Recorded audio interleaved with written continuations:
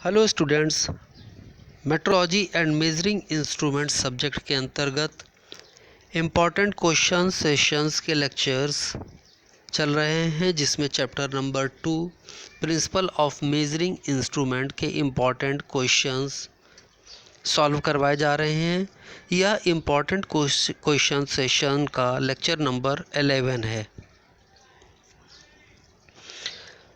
प्रश्न: संयुक्त गियर विधि मापन प्रणाली की क्रियाविधि चित्र बनाकर समझाइए। इस प्रश्न को सन 1992 और 1997 में पूछा गया है। इस प्रकार का इंस्ट्रूमेंट मैकेनिकल इंजीनियरिंग में बहुत प्रयोग किया जाता है और इसको डायल गेज के नाम से जाना जाता है। इसको मशीन शॉप व मेट्रोलॉजी में तथा कुछ प्रैक्टिकल्स में भी रीडिंग्स लेने के लिए प्रयोग किया जाता है। आइए देखते हैं यह उपकरण किस प्रकार का होता है।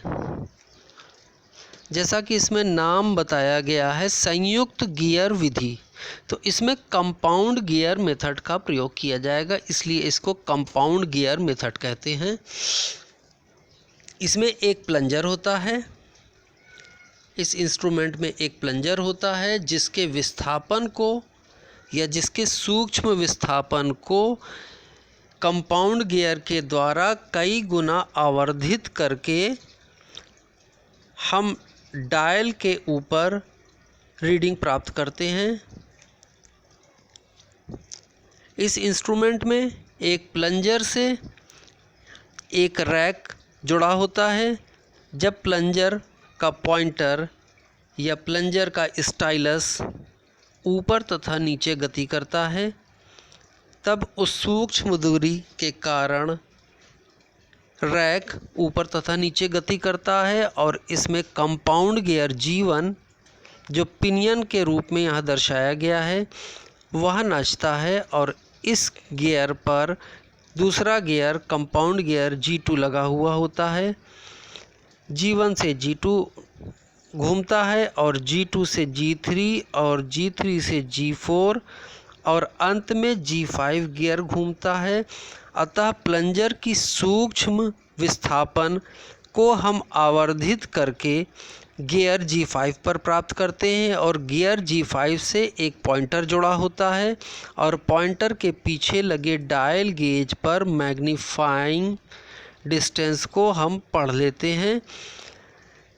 इस डिस्टेंस या इस का कैलिब्रेशन प्लंजर के विस्थापन के रूप में किया जाता है और प्लंजर की विस्थापित दूरी को आवर्धित रूप में हम डायल पर पढ़ लेते हैं। अब यदि इनपुट गियर पर दांतों की संख्या Ni तथा आउटपुट गियर पर दांतों की संख्या No है, तो इनपुट गियर के एक चक्कर लगाने में आउटपुट गियर Ni बटा में No चक्कर लगाता है। अतः गियर का train transfer function is equal to number of teeth on input gear Ni upon number of teeth on output gear No द्वारा मिलता है। अब इस डायल गेज में 5 गियरों का प्रयोग किया गया है। यदि गियर G2, G3, G4 तथा G5 पर दांतों की संख्या क्रमशः N2, N3, N4 तथा N5 हो, तो total magnification of compound gear जो यहाँ पर हमें प्राप्त होता है वह N2 upon N3 into N4 upon N5 के बराबर होता है। इस प्रकार जितने अधिक गियर हम गियर ट्रेन में प्रयोग करेंगे, इसका मैग्निफिकेशन उतना ही बढ़ता चला जाएगा और इसी सिद्धांत का प्रयोग कंपाउंड गियर मेथड में किया जाता है और इस इंस्ट्रूमेंट को हम डायल गेज या डायल इंडिकेटर के नाम से जानते हैं। एक अन्य प्रश्न, कुंडलीदार पत्ती विधि या हेलिकल स्ट्रिप मेथड का आवर्धन प्राप्त करने की क्रियाविधि चित्र बनाकर समझाइए। इस प्रश्न को सन 1990 और 1993 में पूछा गया है। इम्पॉर्टेंट क्वेश्चन है, किसी ना किसी रूप में या किसी प्रश्न में ये लगा दिया जाता है। तो यहाँ पर हेलिकल स्ट्रिप मेथड का चित्र दर्शाया गया है। इसमें एक बॉक्स नुमा आकृति में एक हेलिकल स्ट्रिप जो मेटल लीफ स्प्रिंग होती है तथा रेक्टेंगुलर क्रॉस सेक्शन की होती है, इसको मोड़ कर तथा कई फेरे देकर दूसरे सिरे पर बांध दिया जाता है। इसका एक सिरा फिक्स होता है तथा दूसरा सिरा प्लंजर के द्वारा मूव कर सकता है।